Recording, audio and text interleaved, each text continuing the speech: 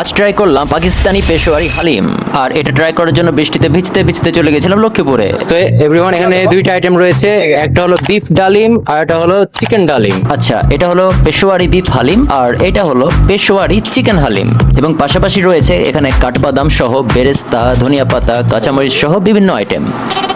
ভাইয়া, কোনটা বেস্ট হবে? ভাই আমাদের দুইটাই টেস্ট ভালো। দুইটাই বেস্ট। জি।